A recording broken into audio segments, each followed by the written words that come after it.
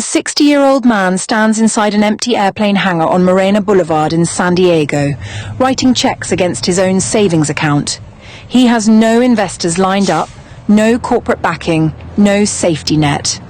18 months ago, the company he spent 2 decades constructing was ripped from beneath him. The locks on his office door were changed while he was still in the parking lot. His 2 sons walked out beside him. The chain he built from nothing, 45 stores and $300 million in annual revenue, now belongs to a German billionaire who does not understand a single principle that made it work. That chain will be dead within 7 years. But the man in the hangar is not finished. He is about to invent an entire industry from a concrete floor and corrugated steel walls, train every major competitor who will dominate the next half-century, and die in near-total obscurity while his students collect the fame, the fortunes, and the magazine covers. His name is Saul Price. And almost nobody alive remembers it. The people who design revolutions almost never become the names attached to them. The architects vanish, the imitators endure. Sam Walton published a best-selling memoir. Jim Sinegal earned adoring press profiles for running a Fortune 100 corporation on a salary most mid-level managers would refuse. Jeff Bezos accumulated more personal wealth than any human being in recorded history. The man who handed all 3 of them the blueprint, whose store name Walton openly copied, whose protégé carried his entire operational philosophy across state lines to Seattle, and whose membership model Bezos reverse-engineered before launching Amazon Prime, passed away in La Jolla, in California in 2009. He was 93. No one outside the trade press ran a front-page obituary. Do you think the original inventor deserves the recognition, or does history only remember the person who made the idea loud enough for the world to hear? Tell us in the comments. Today on Old Money Ledger, we examine the family that redesigned how hundreds of millions of human beings purchase goods, trained every competitor personally, and then watched from a quiet California neighborhood as each one of them became more famous than the teacher ever was. Segment 9. Saul Price enters the world on January 23, 1916 in the Bronx, New York. His parents are Jewish immigrants from Minsk, Belarus, carrying nothing but what they can fit into luggage. The family relocates to San Diego in the early 1920s and survives the Great Depression on his father's $500 monthly disability check. Every meal is rationed. Every dollar is stretched until it tears. That childhood of permanent shortage plants something permanent in him. A conviction that ordinary working families are being charged far more than they should be for the basic goods they need to survive, and that someone with enough discipline could fix it.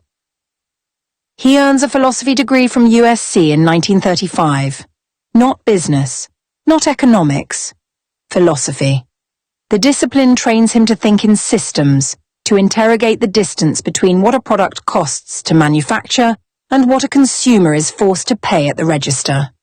He follows it with a law degree in 1938, returns to San Diego, and practices law for the next 16 years with no intention of ever entering retail.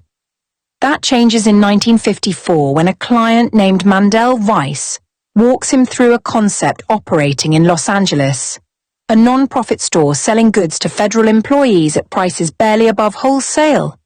Price applies to open one in San Diego. The government rejects him, so he improvises, builds a for-profit version of the idea on his own terms, and names it FedMart. That name, 5 letters and a suffix, will later travel all the way to Bentonville, Arkansas, and come back as Walmart. FedMart is a sensation from the first register ring. It earns 4 times what its investors projected in year 1, a result so dramatic that Price himself cannot explain it. He had entered the venture out of intellectual curiosity, not commercial hunger. Over 20 years, it expands into a 45-store chain, pulling more than $300 million in annual sales. Price establishes operational rules that will eventually become the gospel of modern retail. Markups stay razor thin. There are no promotional sales, no gimmick pricing, no coupons. Employees earn above market wages because Price believes that underpaying workers is a false economy that destroys morale and raises turnover costs. Membership fees fund the operation rather than product margins. He refuses to use the word discount because he believes it implies inferior quality rather than fair value, a distinction so precise it reveals how carefully he thinks about the relationship between language and customer trust. He eliminates middlemen wherever the supply chain allows it, builds direct relationships with manufacturers, pays every invoice on time to earn the confidence of suppliers who are skeptical of his model, and enforces frugality at every level of the organization. These operational disciplines will travel unchanged into companies worth hundreds of billions of dollars. In 1954, a young man named Jim Sinegal walks through FedMart's doors for what is supposed to be a single afternoon of part-time bagging. He never leaves. Over the next 23 years, across FedMart and later Price Club, Sinegal absorbs every principle, every operational habit, every philosophical conviction Sol Price holds. He is not just an employee. He is the most attentive student in the history of American retail. And the company he will eventually build from those lessons will grow larger than anything his teacher ever imagined. Segment 8. By the early 1970s, FedMart has attracted the attention of international investors who recognize in Price's model a machine that can be replicated across borders and continents. One of those investors is about to prove himself the worst possible custodian of everything Price built. In 1974, Sol Price makes the decision he will later identify as the defining error of his professional life. He sells a 2/3 controlling stake in FedMart to Hugo Mann, a West German retail billionaire seeking a vehicle to shelter capital from Europe's aggressive tax policies. Mann pays $22 million. The partnership disintegrates almost immediately. Mann has no understanding of Price's philosophy, no patience for the principle that value to the customer must always outweigh margin to the company. He overrides Price on strategy, on pricing, on culture. On less than a year after the acquisition, Sol Price is terminated from the company he constructed from nothing over 2 decades. His sons Robert and Lawrence resign the same day. The locks on his office are physically changed. He is not permitted to re-enter the building. FedMart, severed from the philosophy that powered it, staggers forward for 7 more years under Mann's direction. By 1982, it is gone entirely. A $300 million retail chain erased by an owner who purchased the machinery but never understood the engine. Mann himself later sells his German chain, Wertkauf, to Walmart in 1997. The circle closes with a bitter elegance. Walmart, the company Sol Price's FedMart directly inspired, absorbs the man who destroyed FedMart. History has a preference for irony over justice. Segment 7. At 60 years old, fired, locked out, and publicly humiliated, most men in Sol Price's position accept the verdict. They retire to La Jolla, play golf, and tell war stories at dinner parties. Price takes $800,000 of his own money, every dollar of personal risk he can absorb, and bets it on a second act that no one in the industry expects to work.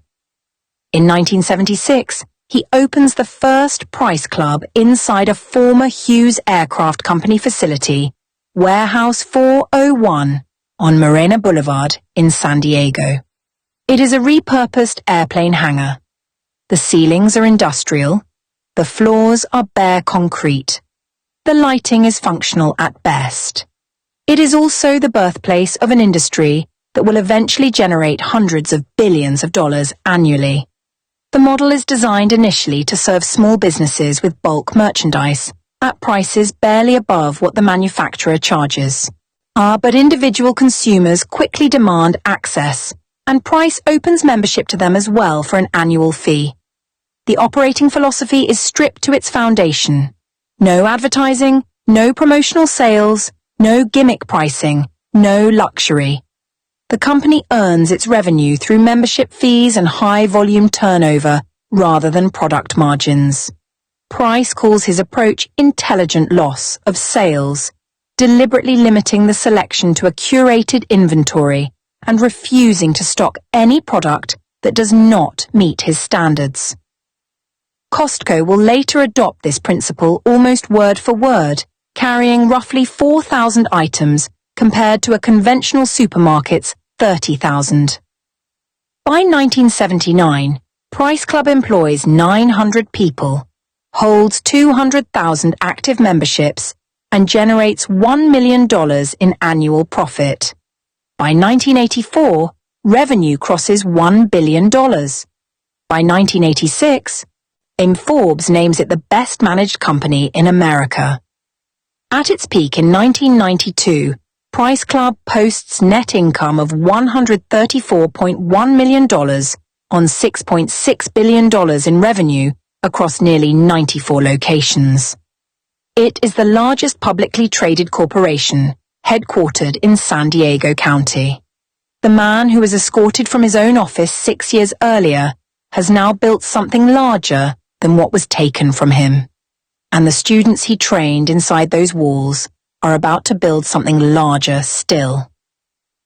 Segment 6. In 1983, Sam Walton, already the most relentless retailer in America, flies to San Diego and walks through Price Club carrying a tape recorder in his hand. He dictates observations on every detail he sees. The layout, the membership desk, the product selection, the pricing philosophy, the way employees interact with customers. Sol Price knows he is there, and Price even has dinner with Walton and his wife Helen that evening. He holds nothing back. Walton returns to Arkansas and opens the first Sam's Club that same year. In his autobiography, he is remarkably transparent about what happened. He admits openly that he copied more ideas from Sol Price than from any other person in the business, though he prefers the word borrowed. He states explicitly that the name Walmart was inspired directly by FedMart because he admired what Price had built. In any other industry, that admission might have triggered a trademark dispute. Price lets it pass with a generosity he will later quietly reconsider. Sam's Club now generates approximately $84 billion in annual sales. The broader discount retail explosion of 1962, when Kmart, Target, and others scrambled to replicate what they observed Price doing in California, traces directly to the same source. But the most consequential student is not the man from Bentonville. It is the former bagger from San Diego. Jim Sinegal departs in 1983 to co-found Costco alongside Seattle attorney Jeff Brotman. He carries Sol Price's complete operational system in his memory. The membership model, the ruthlessly limited product selection, the above-market employee wages, the strict markup ceiling, the conviction that honest pricing and genuine respect for workers would produce loyalty no advertising budget could purchase. Costco becomes the first company in American history to grow from $0 to $3 billion in sales in fewer than 6 years. A velocity that validates everything Price ever taught and demonstrates that his philosophy can scale far beyond a single city. Sinegal becomes celebrated for paying himself $350,000 a year while running a Fortune 100 corporation, a restraint his mentor instilled in him decades earlier. That same restraint extends to every corner of Costco's operations, including the $1.50 hot dog and soda combination that has remained unchanged in price since 1985. The influence radiates further still. When Amazon cannot locate a sustainable profit model in the early 2000s, Jeff Bezos studies Costco's membership architecture and in 2005 launches Amazon Prime, a subscription service that now exceeds 200 million members globally. Bernie Marcus credits Price's philosophy of lean operations, bulk purchasing, and worker dignity as an influence on Home Depot. He, a philosophy major from USC, who wandered into retail on a client's suggestion, has now seeded an economic ecosystem worth hundreds of billions of dollars. And his own family is about to fracture over the proceeds. Segment 5. Sol Price has 2 sons. Robert is groomed as the heir to the retail empire. Lawrence becomes the wound that never closes. In September 1985, Lawrence files suit against the Price Company after Sol's board votes to terminate his lucrative tire installation concession contracts at Price Club locations. An arbitrator awards him $3.5 million, a fraction of what he demanded. It is not enough to satisfy him. It is not even close. In December 1987, Lawrence escalates with a $100 million lawsuit against his own father and brother. The allegations are devastating. Dinky claims Sol is consumed with controlling the lives of his family members, and that the obsession has caused him severe emotional damage. The trial unfolds over 7 days in May 1989. Legendary Los Angeles divorce attorney Marvin Mitchelson represents Lawrence.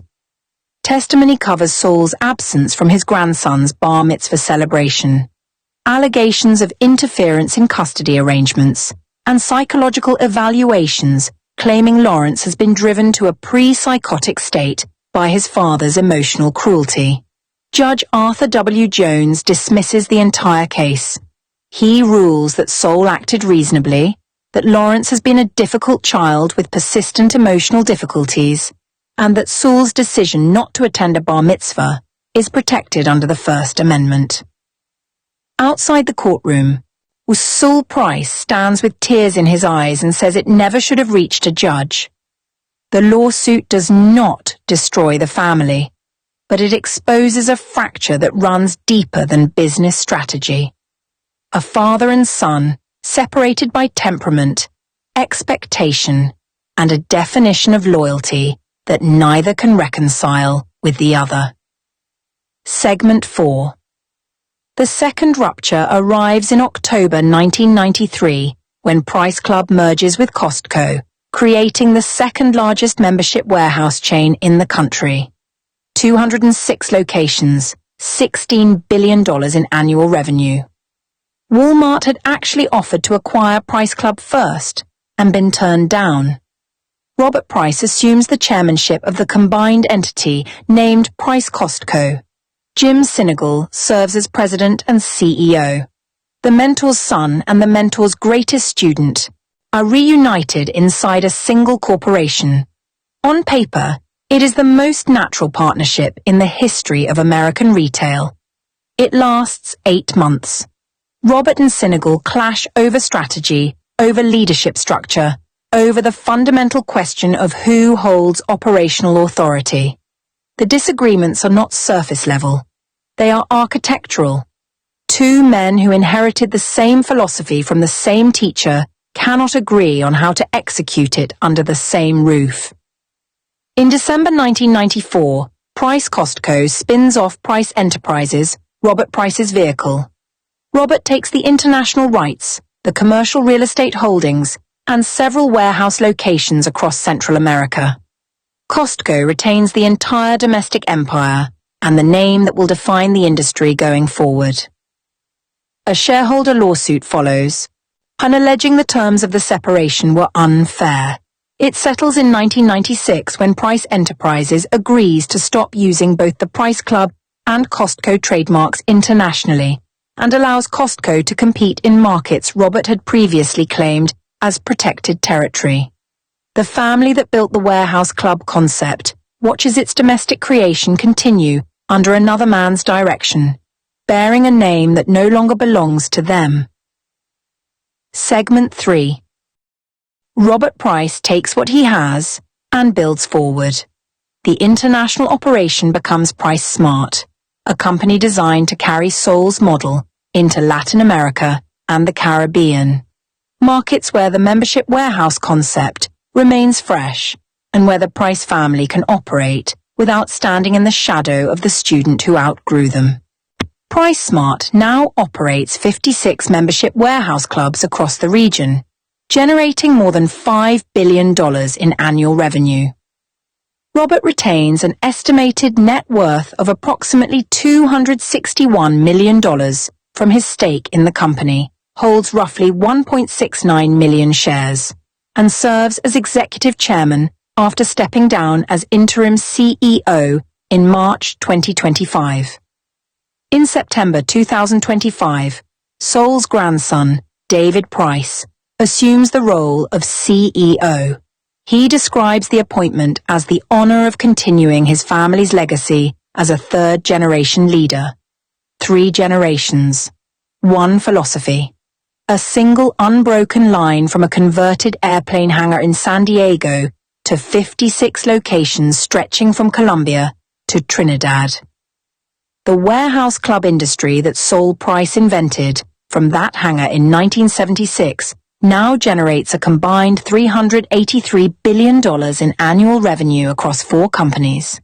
A Costco at roughly $270 billion, Sam's Club at $84 billion, BJ's Wholesale at $20 billion, Price Smart at $5 billion. Every one of them traces its existence directly to a single man's idea. Costco alone, as of April 2026, carries a market capitalization of approximately $441 billion, operates more than 920 locations worldwide, and holds over 145 million cardholders. A company co-founded by a man whose first day at work was supposed to be his last. Early investors who placed $5,000 into a share of Price Club became millionaires several times over. And the total industry output does not account for the trillions in secondary influence across Target, Kmart, Amazon Prime, and Home Depot. A single converted hangar produced an economic ecosystem that reshaped how the developed world purchases goods. Segment 2. Sol Price's philanthropy represents one of the more quietly radical arcs in American business. A man who accumulated enormous wealth through retail spends the final decades of his life deploying that wealth against the very inequalities that consumer capitalism tends to deepen. He and his wife Helen established the Price Family Charitable Fund in 1982. Their signature initiative is a multi-decade urban revitalization effort in City Heights, a low-income San Diego neighborhood populated largely by refugees and immigrants from Latin America, East Africa, and Southeast Asia. The project constructs mixed-use developments, school-based health clinics, an urban village anchored by a public library, and a park built directly over a freeway overpass. In 2011, the Foundation donates $50 million to endow the USC Sol Price School of Public Policy, honoring both his law degree and his conviction that public institutions should serve people who cannot afford lobbyists. Price Philanthropies maintains approximately $428 million in total assets and distributes more than $16 million in a single year, extending its reach into Price Smart communities across Latin America, the Caribbean, and Israel. Sol Price is a committed Democratic Party donor for decades, hosting presidential fundraisers and arguing consistently for higher wages, fairer taxation, and stronger safety nets. The man who invented bulk retail uses his platform to champion the working-class families who filled his warehouses, a position that places him in direct philosophical opposition to many of the billionaires his own innovations helped create. He dies at his home in La Jolla on December 14, 2009, at the age of 93. His wife Helen survives him, having been his partner not only in marriage, but in the philanthropic work that defined their final chapter together. His obscurity is not an accident. It is a reflection of his temperament. He avoided cameras, declined celebrity, appeared in no advertisements, and gave interviews only when cornered. He preferred to let the work justify itself, while Sam Walton, Jim Sinegal, and Jeff Bezos became the public faces of ideas that originated on a concrete floor in San Diego. Segment 1. The family behind Costco did not merely sell the world household goods in oversized packaging. They redesigned how American commerce operates at its foundation. They trained every major competitor by name, shared their secrets across dinner tables and factory floors, and then watched from a quiet coastal city as each disciple became more celebrated than the teacher who made them possible. Sol Price was a philosophy major who practiced law for 16 years before entering retail on a whim. He built 2 revolutionary companies, was expelled from the first by a man who never understood what he purchased, rebuilt from an airplane hangar at 60 with no guarantees, and seeded an economic system that now exceeds $400 billion annually in combined revenue. His grandson now runs the family company. His name appears on a graduate school at USC. His philanthropic foundation holds nearly $500 million in assets. And still, almost nobody outside the industry can tell you who he was. Perhaps that is the final lesson of the Price family. The people who construct the original framework rarely become the names carved into the monument. The credit flows to whoever builds the loudest version, not the first one. And the teacher is always destined to be eclipsed the moment the student decides to stop saying thank you. Now we want to hear from you. Do you believe Sol Price deserves wider recognition for what he created? Or is the inventor always fated to be forgotten once the imitators surpass him? Drop your thoughts in the comments. We look forward to the conversation. And if this is your first time here, subscribe to Old Money Ledger. We tell the stories behind the families the world forgot to credit.